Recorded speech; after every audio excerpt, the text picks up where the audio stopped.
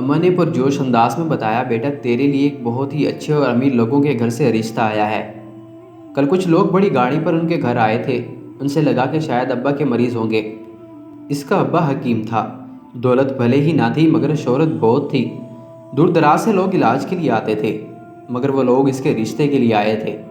دو عورتیں تھیں۔ اماں سے پتہ چلا کہ ان میں سے ایک لڑکی کی پھوپھی تھی جس کی اپنی کوئی اولاد نہیں تھی، کئی عرصے سے لڑکے کے ساتھ رہ رہی تھی۔ دوسرا رشتہ کروانے والی تھی۔ رشتہ ہر لحاظ سے ٹھیک تھا۔ ان کے گھر میں صرف لڑکا اور اس کی پھوپھی تھی۔ لڑکے کا نام حماد تھا اور وہ ایک کاروباری شخصیت تھا۔ مسئلہ بس یہ تھا کہ حماد کے پہلے بھی ایک شادی ہو چکی تھی۔ وہ لڑکی ایک ایکسیڈنٹ میں اس دنیا سے کوچ کر گئی تھی۔ حماد کی ایک 1.5 سالہ بیٹی بھی تھی۔ اس کی پھوپھو نہایت ہی نیک دل خاتون تھی اور وہ حماد کی زندگی میں خوشیوں کے رنگ بھرنا چاہتی تھی۔ وہ ایک ایسی لڑکی کی تلاش میں تھی جو نہ صرف حماد بلکہ اس کی بیٹی کو بھی سنبھال سکے۔ عائشہ انہیں حماد کے لیے بہترین لگی تھی۔ وہ مناسب نین نقش و قدامت والی پڑھی لکھی لڑکی تھی۔ مسئلہ غربت کا تھا، جس کے بنا پر کی بہاریں دیکھنے کے بعد بھی کنواری تھی۔ وہ سب سے بڑی تھی، اس سے چھوٹی 4 اور بہنیں بھی تھیں جو مختلف جماعتوں میں زیر تعلیم تھی۔ عائشہ نے BA کیا تھا اور ایک پرائیویٹ اسکول میں ٹیچر کی نوکری کر رہی تھی۔ اس کے گھر والوں کو ایک ایسے رشتے کی تلاش تھی جو ان کی بیٹی کو اپنائے، نہ کہ جہیز کے مانگ کرے۔ 5 بیٹیوں کے ماں باپ کا بھلا اتنا جہیز کہاں سے لاتے؟ پھوپھو تو ایسے دیکھتے ہی پسند کر گئی تھی، جبکہ اس کے گھر والوں نے تھوڑا وقت مانگا تھا۔ وہ عائشہ کی مرضی جاننا چاہتے تھے، بھلا عائشہ کیسے انکار کرتی؟ ماں باپ کی غربت اور مجبوری اس کے سامنے تھی۔ پہلی لڑکی بیائی جاتی تو دوسرے کے متعلق سوچتے۔ اس نے اماں کو کھلے دل سے رشتے کے لیے ہاں کر دی اور اسی جوڑے میں وہ بے حد پیاری لگ رہی تھی۔ یہ کمرہ بہت بڑا اور خوبصورت تھا جس میں وہ آرام فرما تھی۔ وہ ابھی کمرے کا جائزہ ہی لے رہی تھی جب حماد نے اسے سلام کیا۔ وہ اس کی آمد کے متعلق جان ہی نہیں پائی تھی۔ سنبھالتے ہوئے اس نے سلام کا جواب دیا، اب میری زندگی کا ایک نہایت ہی اہم حصہ بن چکی ہے، اس لیے میں آپ کو اپنے متعلق کچھ باتیں بتانا چاہتا ہوں اور آپ سے چند ایک گزارش بھی کرنا چاہتا ہوں۔ میری شادی علم کے ساتھ پسند کی تھی۔ وہ نہایت ہی خوبصورت اور اچھی لڑکی تھی۔ میں اسے اپنی جان سے بھی بڑھ کر چاہتا تھا۔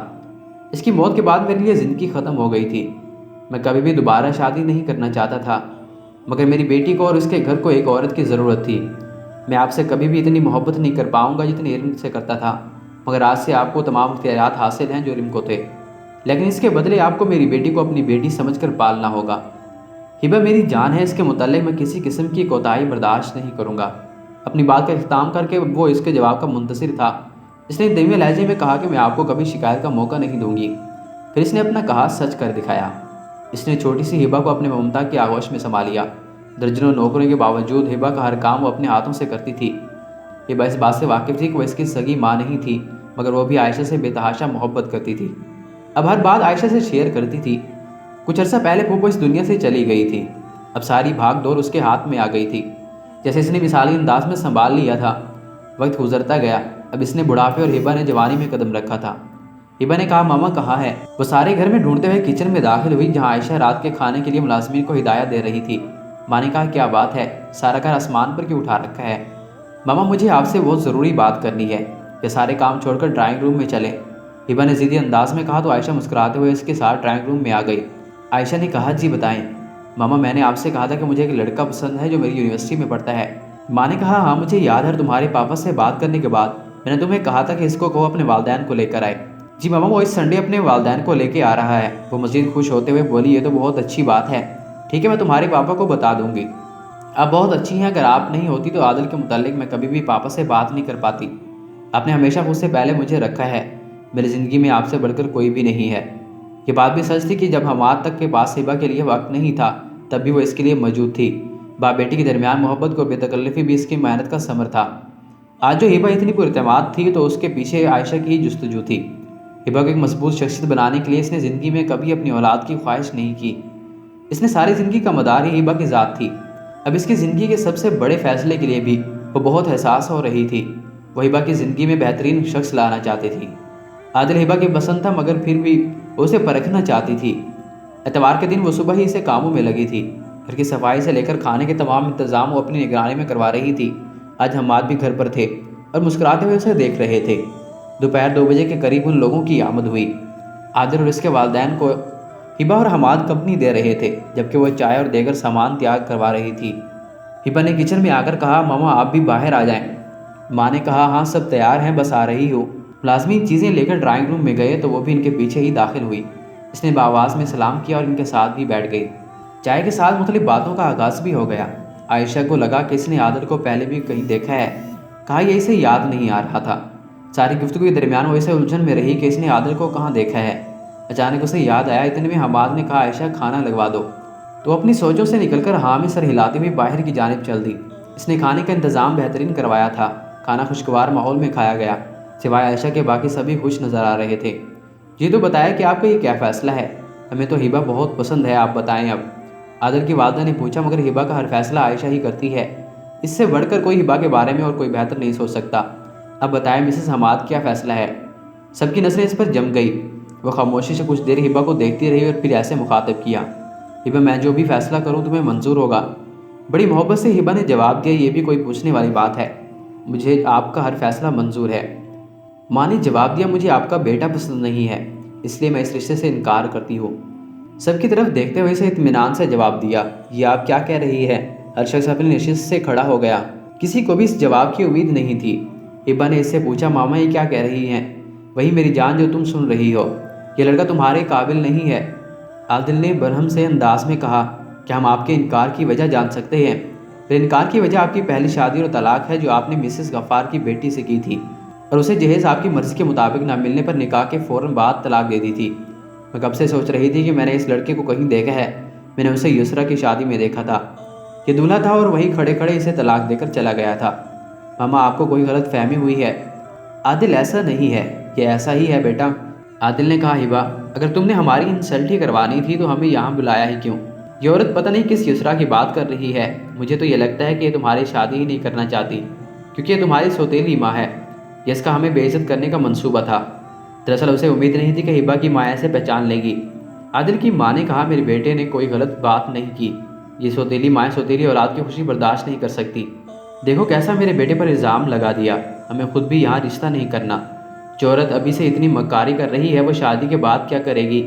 ہبہ کی ماں نے کہا، میری بیٹی میرے لیے سگوں سے بھی بڑھ کر ہے، اور اسے میں آپ جیسے لوگوں میں تو کبھی نہیں بیاؤں گی۔ حماد نے سنجیدگی سے کہا کہ عائشہ ٹھیک کہہ رہی ہے، یہ گھٹیا سوچ محض آپ لوگوں کی ہے۔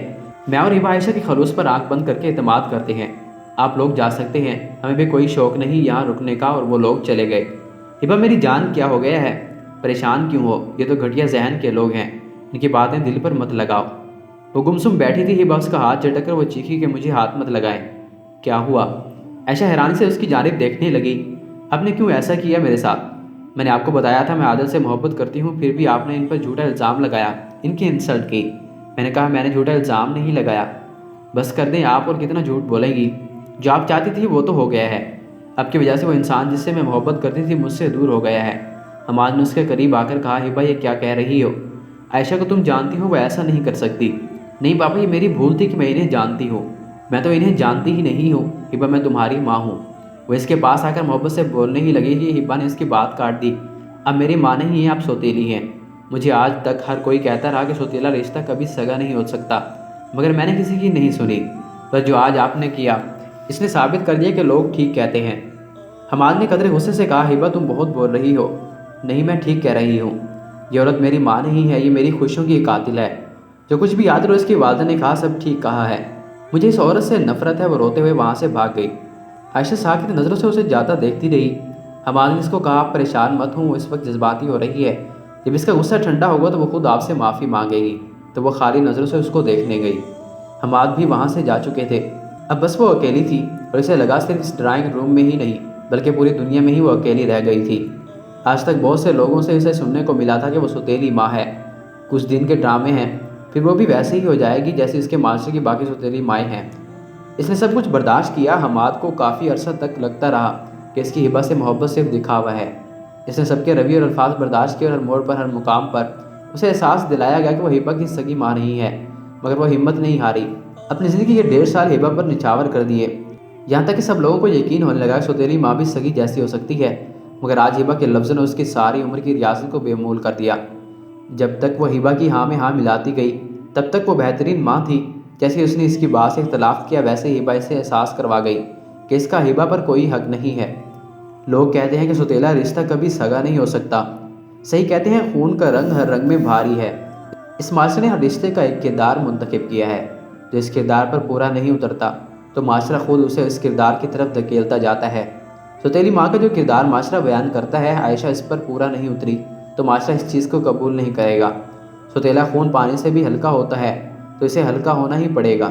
اگر وہ ہبہ کی سگی ماں ہوتی تو کوئی بھی اس کے فیصلے پر اختلاف نہیں کرتا، مگر کیونکہ وہ سوتیلی تھی تو خود ہبہ کو بھی یہ بات گوارا نہیں تھی کوئی اس کے متعلق کچھ سوچتی۔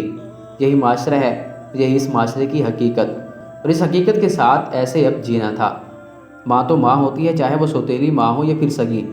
ماں کی محبت ہمالیہ پہاڑ ہے جس کی بلندیوں کو کوئی ناپ نہیں سکتا، اور یہ وہ گہرا سمندر ہے جس کی گہرائیوں کا اندازہ کوئی نہیں لگا سکتا۔ عموماً لوگ یہی کہتے ہیں کہ اللہ سوتیلی ماں کسی کو نہ دے، اس لیے کہ وہ پہلے خاوند کی پہلی اولاد کی قدر نہیں کرتی اور اس کے ساتھ برا سلوک کرتی ہے۔ اللہ تعالیٰ سب کی ماؤں کو سلامت رکھے، آمین۔